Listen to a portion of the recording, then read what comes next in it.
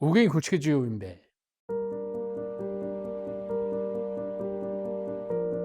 Энэ үзэсгэлэг Монгол Улсын ерөнхийлөгчд элбэгд орж нээж үндэсний эрсдлийн хувьсгалын үндэсийн төвхөн ач холбогдлыг зардаг хэлэхдээ үзэсгэлэнгийн За яг одоо Чингисийн талбайд Монгол Улсын ерөнхийлөгчийн урилгаар Монгол Улсад ажиллаж хийж байгаа Орос улс тулгамдж байгаа тэр асуудлыг шийдэж элбэгд орж өнөөдөр мөн нэгдсэн улсын багийн ерөнхий хаалцамжлалын ерөнхий шүүмжлэл өгүүлсэн. Өндөрлөгтний бичигдсэн түүхийг бид нар 5,000 жилийг л мэдж байгаа.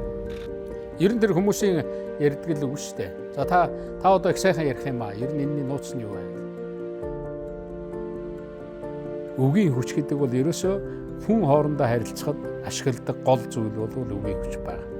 Нийгэм, хамт олон, гэр бүл тэнд байгаа хамгийн гол хоорондоо ашиглаж байгаа зүйл бол үг л байна.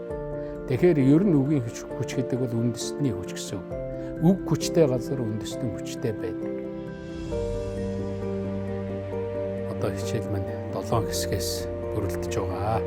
Энд нэг зүйлийг онцолж хэлье. Энэ хичээл бол цор ганц байх болно.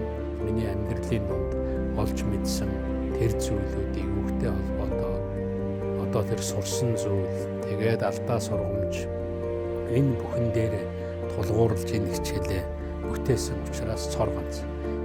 За би Монголын захиагийн элбэгд орж би зүгээр л жирийн малчин айл төрсөн дээрээ 7 ахтай ийм л хүн.